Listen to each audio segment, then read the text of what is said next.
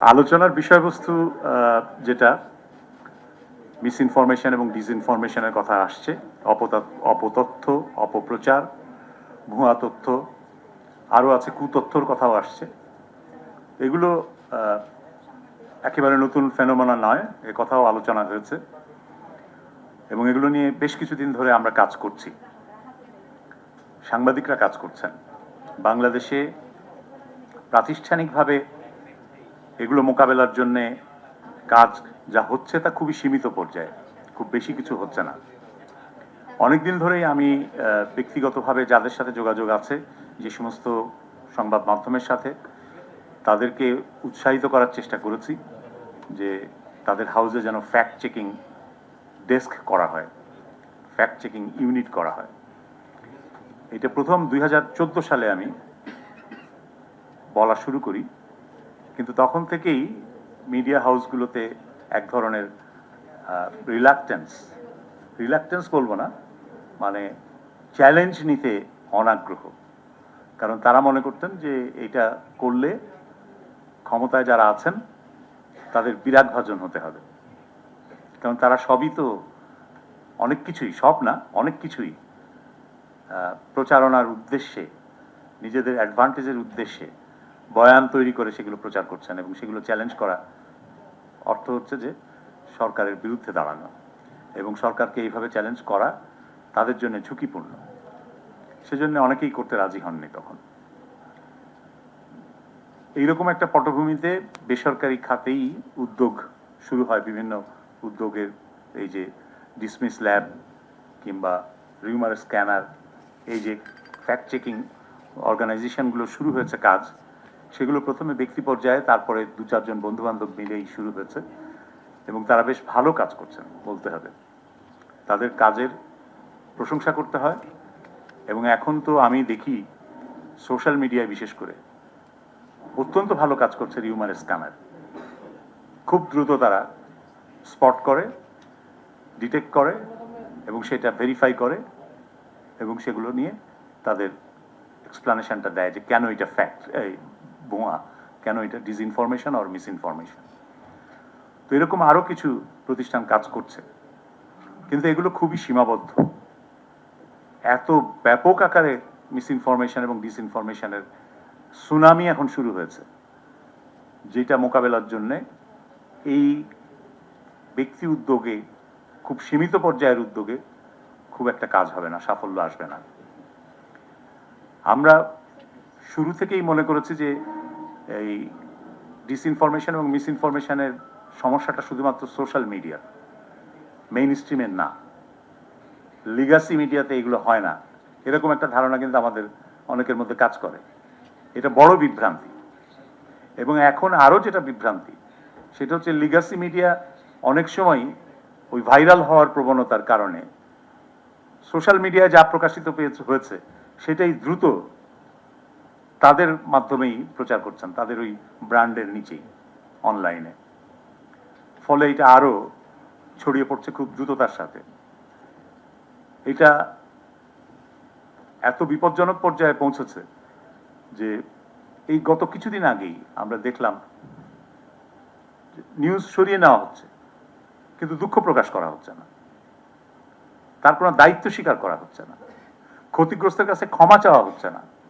ক্ষতিগ্রস্ত কি প্রতিকার পাবেন, তার প্রতিকারের একটা বিষয় থাকবে না, সে বিষয়ে নিষ্পত্তি হচ্ছে না। এগুলো খুব দুর্ভাগ্যজনক। আর আমি একটু আগেই যেটা বললাম, যেটা এখন সোশ্যাল মিডিয়ার ফেনোমেনা না, এটা মেইন স্ট্রিম মিডিয়াতে হচ্ছে আমাদের সীমান্তের ওপার থেকে সবচাইতে বেশি। আপনি কি রিপাবলিক বাংলাকে সোশ্যাল মিডিয়া বলবেন? নাম নিয়েই আমি বলি, এই রিপাবলিক বাংলার কিন্তু ওই ভারতে কোনো শ্রোতা নেই, পশ্চিমবঙ্গেও শ্রোতা নেই, দর্শক নেই, কিন্তু তাদের প্রধান দর্শক বাংলাদেশে, কারণ আমরা দেখি। এটা তো চ্যালেঞ্জ, এটা তো মোকাবেলা করতে হবে। এগুলো খুব কঠিন কাজ, কিন্তু করতে হবে।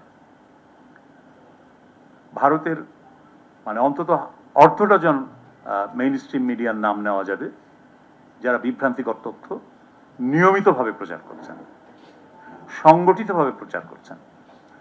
এটা হচ্ছে বাংলাদেশের পতিত স্বৈরাচার বা যে দল ক্ষমতাচ্যুত হয়েছে তাদের বন্ধুদের কাজ, রাজনৈতিক বন্ধুদের কাজ। আমরা আশ্চর্যজনকভাবে দেখেছি যে আমাদের ধারণা ছিল যে আওয়ামী লীগের বন্ধু হচ্ছে কংগ্রেস, কিন্তু আওয়ামী লীগের বন্ধু এখন বিজেপিও, আরএসএসও আওয়ামী লীগের বন্ধু, এবং সেটাই হচ্ছে। তাদের নিয়ন্ত্রিত যে মিডিয়াগুলো, সেই মিডিয়াগুলোতে প্রাধান্য দেখা যাচ্ছে এই ধরনের অপপ্রচার বাড়ানোর বা ছড়ানোর।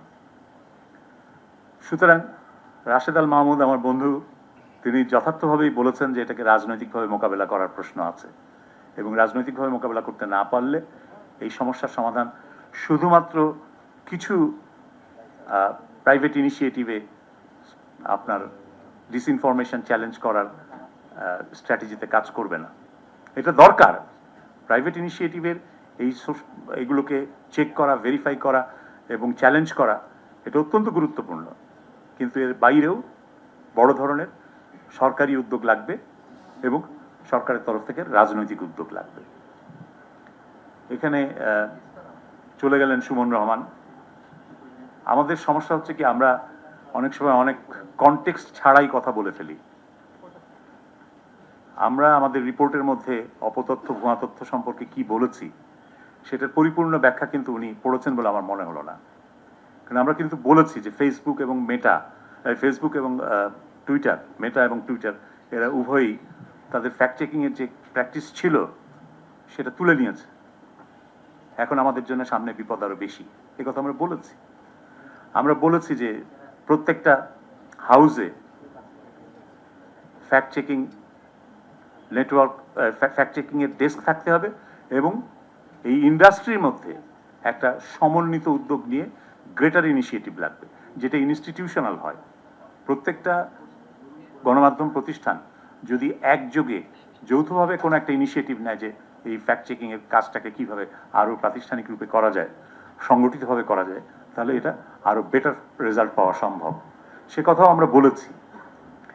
আমরা ইন্টারন্যাশনাল ইনিশিয়েটিভ প্রয়োজন, বিগ টেক কোম্পানিগুলোকে তাদের সাথে এই বিষয়গুলো নিয়ে দাঁড়াতে হবে, কারণ ইউরোপে এই সমস্ত কোম্পানিকে জরিমানা দিতে হয়েছে, বিপুল অঙ্কের জরিমানা দিতে হয়েছে, ফেসবুককে দিতে হয়েছে, টুইটারকে দিতে হয়েছে। তা আমাদের সেই সমস্ত জায়গা থেকে শেখার আছে এবং সেই পদক্ষেপগুলো সেভাবেই নিতে হবে, এ কথাও আমরা বলেছি। কিন্তু আমরা শুধু ওইটা বলি নাই যে ইন্টারন্যাশনাল ফ্যাক্ট চেকিং অর্গানাইজেশনের অ্যাক্রিডেটেড পার্সনদের উপরেই রিলাই করতে হবে, এই কথাটা বলি নাই। ওই কারণে উনি একটু বোধহয় কোনো স্পেসিফিক পলিসি চেঞ্জের কথা বলেছেন বা পলিসি ফরমেশনের কথা বলেছেন? এগুলোই তো পলিসির কথা বলছি, যে সরকারকে উদ্যোগ নিতে হবে, প্রত্যেকটা হাউসকে উদ্যোগ নিতে হবে, এবং প্রত্যেকটা হাউসের মধ্যে কোলাবোরেশন লাগবে। এক্স্যাক্টলি, এগুলো বলেছি। জি। আমাদের আরেক বন্ধু এখানে বললেন যে ডিবিসি সম্পর্কে ইকবাল সোহান চৌধুরীর রাজনৈতিক পরিচয় কেন বলি নাই। ইকবাল সোহান চৌধুরীর রাজনৈতিক পরিচয় এর আগে একাধিক জায়গায় মেনশন করা আছে। পুরো রিপোর্টটা পড়ে তারপরে আপনারা যদি সমালোচনা করেন তাহলে ভালো হয়। একই কথা বারবার কেন বলতে হবে? সমালোচনা করার জন্যই সমালোচনা, এটা একটা অবস্থা দাঁড়িয়ে গেছে এখন। এখন আমি মিস ইনফরমেশন কাকে বলবো বলেন? আমাদের দিকে ন্যারেটিভ তৈরি করা হচ্ছে। গত রাত্রেই আমি শুনলাম যে একজন বললেন এই প্রেস কমিশন রিপোর্ট, এটার উদ্দেশ্য হচ্ছে সংবাদপত্রগুলোকে বন্ধ করে দেওয়া, সংবাদপত্র বন্ধ হয়ে যাবে।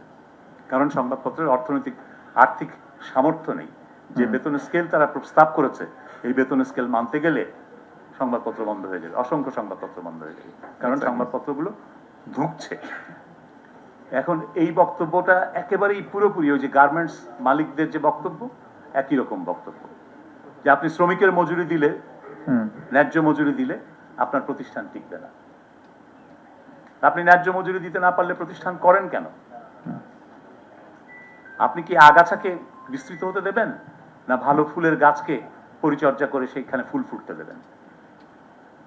মিডিয়াতে এমন পরিবেশ দরকার যারা ভালো ভূমিকা রাখছে, সৎ অপারেটর, সততার সাথে কাজ করছে, নীতি মেনে কাজ করছে, তারা যাতে একটা সুষ্ঠু স্বচ্ছ প্রতিযোগিতায় ভালোভাবে টিকে থাকতে পারে, সেরকম অনেকগুলো সুপারিশ করা হয়েছে।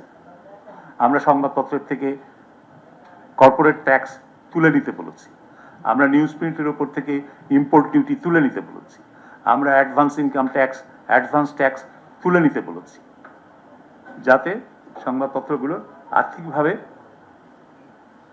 তারা সামর্থ্য ফিরে পায়। কিন্তু আপনি সেটা দেখলেন না, শুধু সাংবাদিকদের বেতনের কথা বলা হয়েছে, অতএব সংবাদপত্র বন্ধ হয়ে যাবে। এই রিপোর্ট সংবাদপত্র বন্ধ করে দেওয়ার জন্য দেওয়া হয়েছে। এই হচ্ছে, এটাও তো এক ধরনের মিস ইনফরমেশন। এই যে একটা Exactly. ন্যারেটিভ আপনি তৈরি করে ছেড়ে দিলেন বাজারে। জি।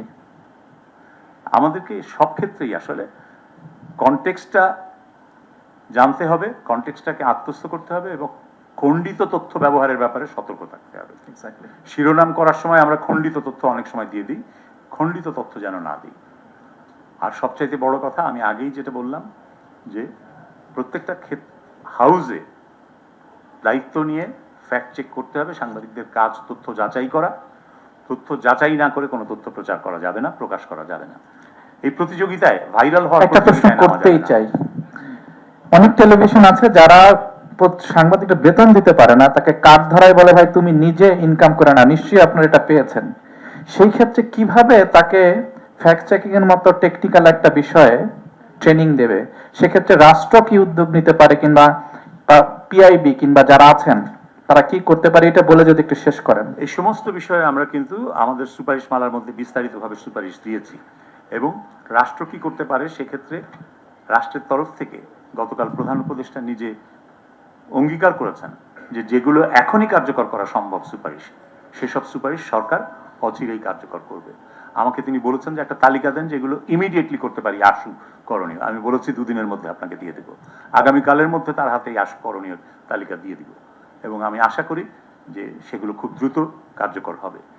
আমরা অনেকগুলো বিষয়ে বিস্তারিতভাবে বলেছি যে কি কি সমস্যা এবং কি সমাধান দিতে হবে।